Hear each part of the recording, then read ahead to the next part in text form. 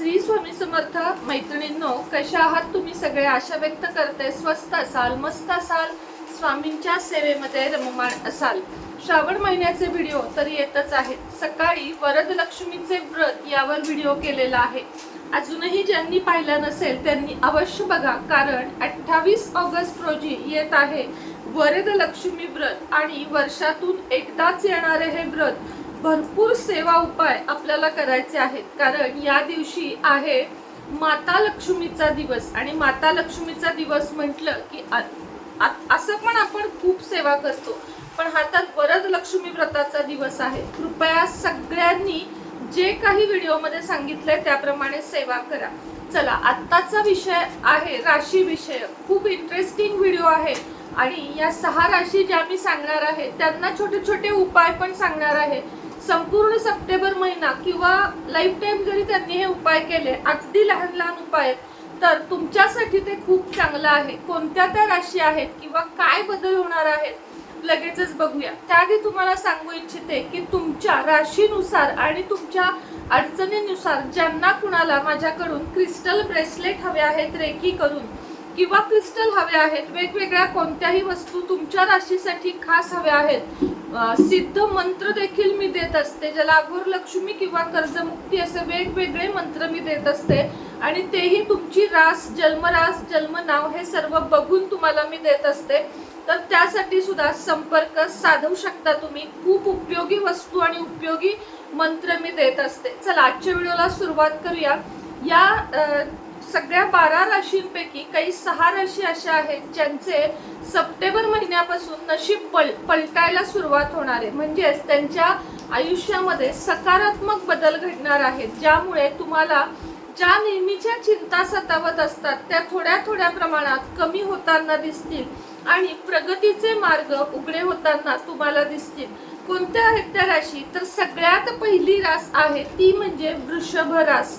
वृषभ राशीचे गेल्या आठवड्यात सुद्धा सुंदर असं भविष्य मी सांगितलेलं होतं की काय बदल होतील किंवा काय केलं पाहिजे. आता सप्टेंबर महिन्यापासून सुद्धा वृषभ राशीचे सोबतचीच माणसं बदलताना तुम्हाला दिसतील.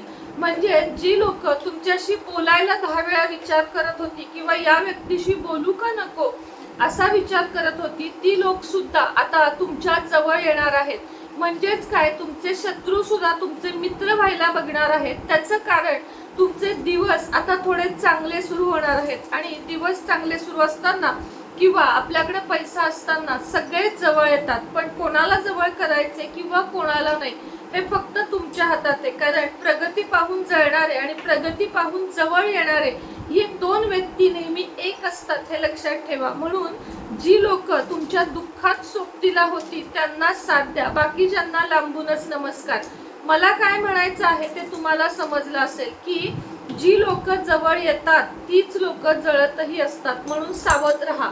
बाकी तुमच्या राशीमध्ये आता असे ग्रह ताऱ्यांची उलटापालट होत आहे की तुम्हाला सुद्धा लक्षात येणार नाहीये की अचानक आपलं लाईफ ट्रॅकवर कसं आलं किंवा काय बदल झाले, आणि त्याचा विचारही तुम्ही करू नका. फक्त तुमच्या राशीचं नाव ऐकून तुम्ही खुश व्हा की चला आता थोडेसे चांगले दिवस आपलेही चालू होतील.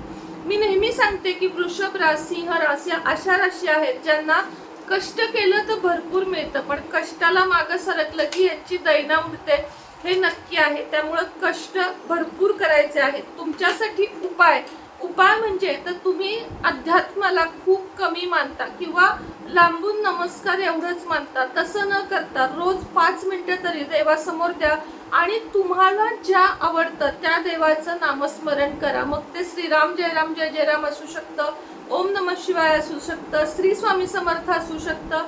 ज्या देवावर तुमची श्रद्धा आहे त्या देवासाठी रोज 5 मिनिटं तुम्ही नामस्मरणामध्ये घालवा. शांत बसा, बघा तुमच्या राशीत किंवा तुमच्या आयुष्यामध्ये आणि तुमच्या झाला की तुमच्या आजूबाजूच्या आयुष्यामध्ये सुद्धा काय फरक पडतो ते.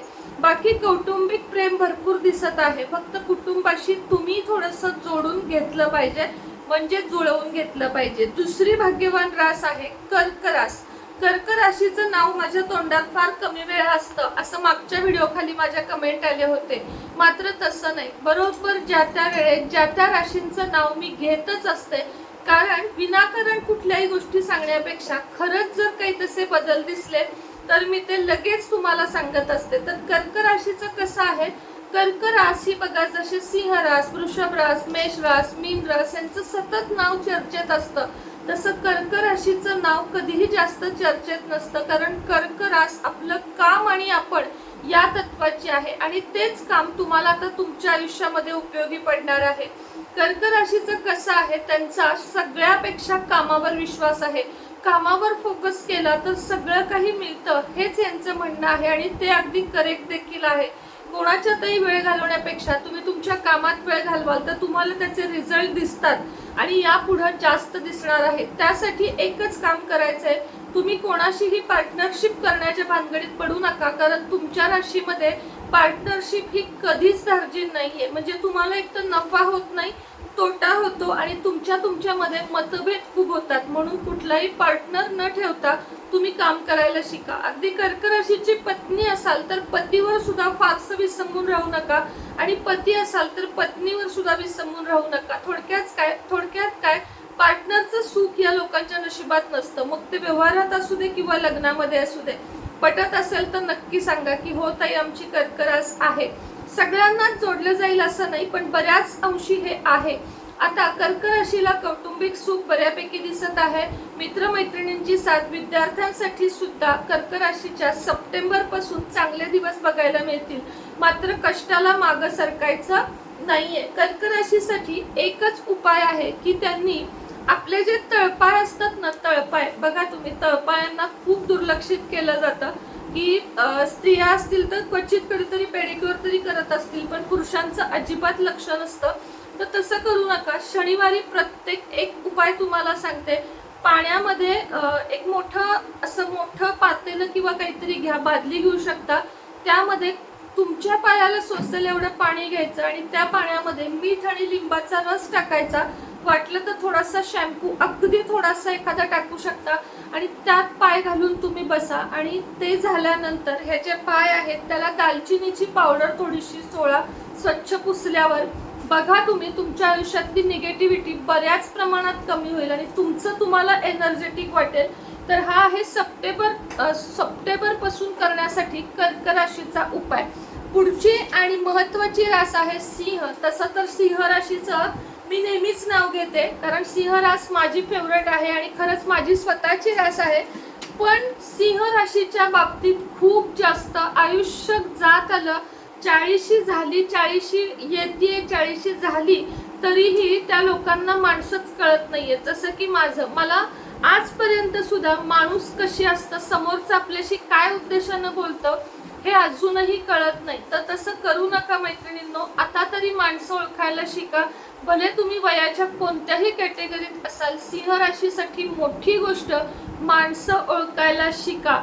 आलं की गळ्यात घे हा स्वभाव सोडा. तुमच्याशी कोण पॉलिटिकली वागतंय हे सुद्धा तुम्हाला कळत नाही, त्यामुळं थोडंसं सावध राहा. सप्टेंबर महिन्यापासून तुम्ही त्याच व्यक्तींना फक्त आयुष्यात ठेवा जे तुमच्यासाठी महत्त्वाचे आहेत आणि काहीतरी करू बघत आहेत. विनाकारण माणसांची गर्दी करू नका. जर तुम्ही असं करत राहिलात तर आयुष्यभर पश्चातापाशिवाय तुमच्या हातात काही राहणार नाही. मात्र हो, सिंह राशीचे सुद्धा अडीचकी ज्याला म्हणतो ती संपत आलेली आहे. साधारण ऑगस्ट 27, तसं संपत आली नाही म्हणता येईल, अजून बराच पिरियड आहे. पण जाता जाता चांगल्या गोष्टी घडणार आहेत सिंह राशीच्या नशिबामध्ये.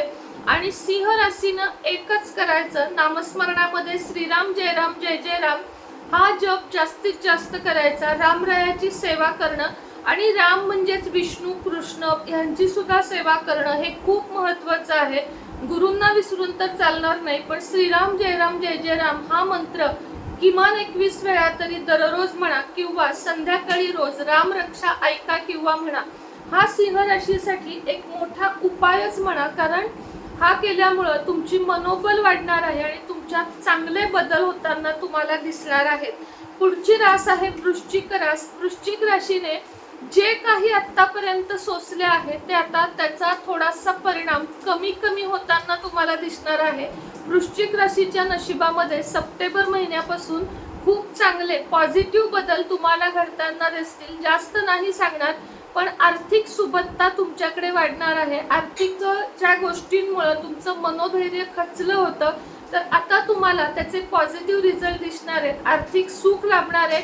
पण लक्षात ठेवा, आजपर्यंत मागे केलेल्या चुका आता करायच्या नाहीत. खर्च कमी आणि प्रत्येक गोष्टीचा हिशोब ठेवायचा. अन्यथा 5,000 आले आणि 4,500 घालवले, ही तुमची मानसिकता जर तुम्ही बदलली नाही तर तुम्हाला ह्याच्या पुढेही रिझल्ट दिसणार नाही.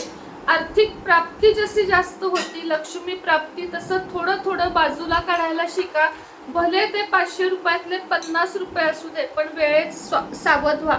वृश्चिक राशीला कौटुंबिक सौख्य दिसतं. विद्यार्थ्यांसाठी, पती पत्नीसाठी सुद्धा उत्तम आहे. वृश्चिक राशीनं काय करायचंय? स्त्री असाल तर लक्षात ठेवा, शुक्रवारी कुंकुमार्चन करा आणि पुरुष असाल तर बायकोला सांगा कुंकुमार्चन करायला आणि ते कुंकू दररोज स्त्री, पुरुष, मुलं, मुली या सगळ्यांनी कपाळाला किंचितसं त्यातलं कुंकू लावा. तुम्हाला तुमच्या आयुष्यात अजून चांगले रिझल्ट येताना दिसतील. पुढची रास आहे तूळ रास. तूळ रास ही म्हणजे तुलना करणारी रास आहे. तूळ रास कधीही समाधानी नसते आणि तूळ रास तुमच्या घरात काय चाललंय म्हणजे निगेटिव्हली घेऊ नका हे, पण लक्षात घ्या तुमच्या घरात काय चाललंय ह्याच्यापेक्षा तुमची मैत्रीण किंवा तुमची बहीण हिचं किती चांगलं झालंय ह्याच्याकडे तूळ राशीचं लक्ष असतं. सगळ्यांबाबतीत होईल असं नाही, पण हे निगेटिव्हली घेऊ नका. का ते सांगते, यामुळं तुम्ही सतत असमाधानी राहता आणि तुम्हाला असं वाटतं की माझ्यापेक्षा बेटर समोरच्याकडे आहे आणि हीच गोष्ट तुम्हाला आयुष्यात मागे खेचते. तुमच्या राशीमध्ये नेहमी प्रगतीचे म्हणजे डोंगर बघायला मिळतात, पण तुमचं त्याच्याकडे लक्ष नसतं. तर तुमच्या पाठीमागे किंवा तुमच्या पुढे काय चाललंय ह्याच्याकडे तुमचं लक्ष असतं. ते थोडं कमी केलं तर सप्टेंबर महिन्यापासून तुमच्यासारखी नशीबवान रास नाही, खूप चांगले पॉझिटिव्ह रिझल्ट दिसणार आहेत. कौटुंबिक सुख, विद्यार्थ्यांच्या आयुष्यामध्ये चांगले बदल बघायला मिळणार आहेत. तूळ राशीनं एक काम करायचं आहे, तुम्ही जे कुठलं परफ्यूम किंवा अत्तर यूज करता, परफ्यूमच शक्यतो, अत्तर रोज कुणी वापरत नाही. मी स्वतः वापरते, पण रोज कुणी वापरता असं मला वाटत नाही. तर परफ्यूममध्ये चमेलीचं जे तेल असतं, चमेलीचं जे अत्तर असतं किंवा परफ्यूम जर तुम्हाला मिळालं तर ते किंचित तरी रोज कानाच्या पाठीमागे लावत जावा. बघा लावून तुम्हाला काय रिझल्ट येतात ते मला तुम्ही 1 महिनाभराच्या आत कमेंटमध्ये सांगाल. शेवटची रास आहे कन्या रास. कन्या राशीच्या खास करून दादा लोकांना मला एक सांगायचंय की तुमच्या स्वतःमध्ये इतकी ताकद आणा की तुम्हाला कुणीही ढकलू शकणार नाही. म्हणजे शब्दशः अर्थ घेऊ नका, तुमची मानसिक खच्चीकरण सहज लोक करतात. पुरुष असाल, स्त्री असाल, तुमचं मानसिक खच्चीकरण अगदी सहज लोक करतात. तुम्हाला रडवणं खूप सोपं आहे, पण हे करू नका. तुमची इमोशनल जी गोष्ट आहे त्याचा फायदा लोक घेतात की ही व्यक्ती भावनिक आहे आणि ह्याला आपण पोक करूया. तर हे कमी होऊन द्या. तुमचं मनोबल वाढवा. तुमचा चंद्रमा वीक जाणवत आहे आणि त्यामुळं तुम्हाला हे जास्त होतं की तुम्हाला कोणीही येऊन रडवतं. तुमच्यातला स्ट्रॉंगनेस जागा करा. तुम्हाला जर सप्टेंबर पासून चांगले दिवस बघायचे असतील तर सगळ्यात मोठं काम तुमच्या मनावर करायचंय. मेडिटेशन करा, मनाची शक्ती वाढवा, एकाग्रता वाढवा आणि त्यासाठीचा उपाय म्हणजे 1 अर्धा चमचा दूध तुम्ही आंघोळीच्या पाण्यात घाला. हे केल्यानंतर आणि मोत्याची अंगठी करंगळीमध्ये, चांदीमध्ये धारण करा. बघा तुमचं मनोबल किती वाढतं आणि एकदा का तुमचं मनोबल वाढलं की तुमच्या आयुष्यात बऱ्याच गोष्टी पुढे जाताना तुम्हाला दिसणार आहेत. तर या होत्या त्या 6 राशी ज्यांच्यासाठी मला जे प्रेडिक्शन दिसलं ते मी तुमच्यापर्यंत सांगितलं. तुम्हाला आवडलं असेल तर लाईक, शेअर, सबस्क्राईब करा. अशा व्हिडिओमध्ये अजून काय बघायला मिळेल हे सुद्धा प्रत्येकानं कमेंट करा की कोणत्या विषयावर तुम्हाला व्हिडिओ बघायला आवडेल. आपण नक्कीच आठवड्यातून 2 व्हिडिओ असे घेणार आहोत, त्यामुळं नक्की कमेंटमध्ये तुम्ही ॲक्टिव्ह राहा. श्री स्वामी समर्थ.